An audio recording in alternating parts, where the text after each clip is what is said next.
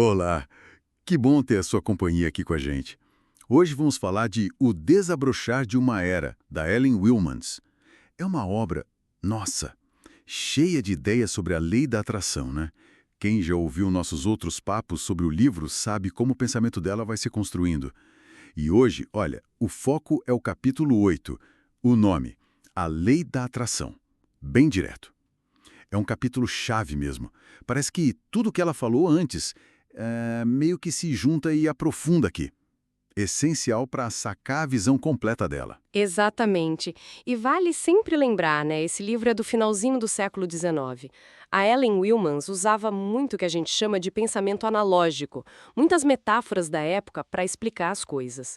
Isso ajuda a gente a entender a forma bem particular como ela via a lei da atração. E até a gravidade. É uma perspectiva diferente. Boa lembrança. Tá, então, como ela conecta essas duas? Atração e gravidade.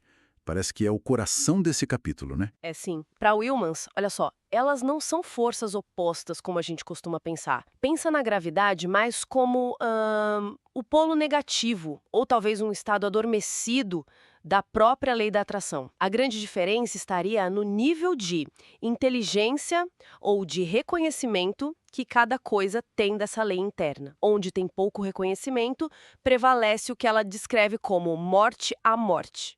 A tendência para baixo, para a terra, a gravidade. Interessante. Então a gravidade não seria uma força externa puxando, mas um estado interno, de baixo reconhecimento. E a atração, como entra aí? A atração, ela surge justamente com o despertar dessa inteligência interna, com o desejo.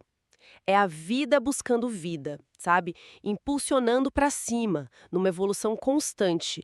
É o reconhecimento dessa lei interna que puxa para frente. Certo.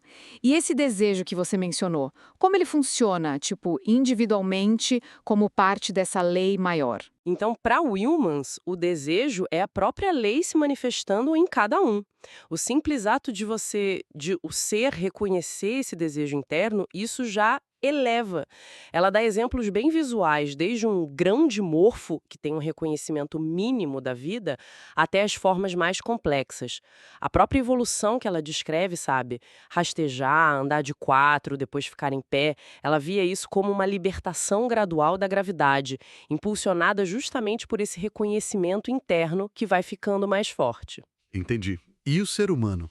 Ela chama de mente clara. Seríamos então a lei de forma objetiva, mas ainda limitados pelo nosso nível de reconhecimento atual. Exatamente. E aí vem a parte, assim, mais surpreendente da visão dela. A Wilmans realmente acreditava que, se o ser humano reconhecesse o suficiente essa lei da atração interna, ele poderia literalmente flutuar, superar a gravidade só com a força do desejo e do reconhecimento, sem máquina nenhuma, sabe? Flutuar porque se reconhece capaz disso. Flutuar pelo desejo.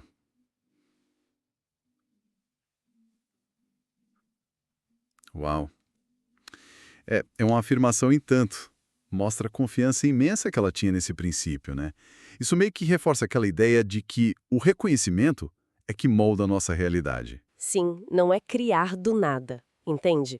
É mais manifestar do lado de fora aquilo que já foi reconhecido por dentro como bom, como verdadeiro. É uma automanifestação que parte da consciência. Isso me leva a pensar, e o livre-arbítrio? Se a gente é a expressão dessa lei, como fica a nossa liberdade individual na visão dela? Ótima pergunta.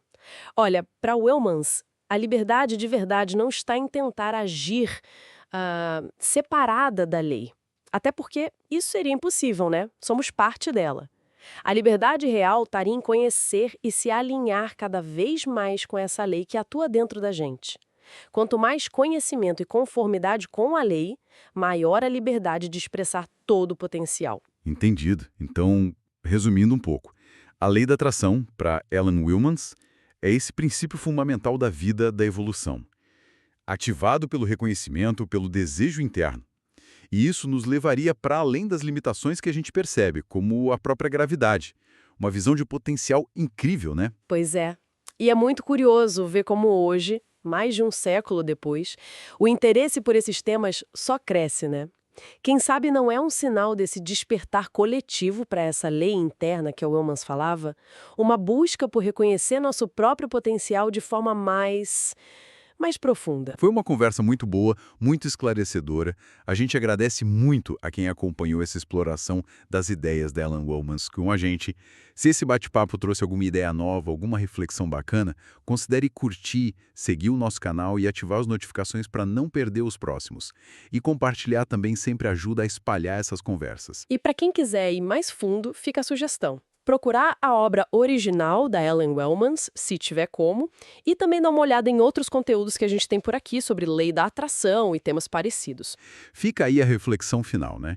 Se a Wilmans via tanto potencial escondido há mais de 100 anos, o que será que define de verdade os limites do nosso reconhecimento hoje em dia? Até a próxima.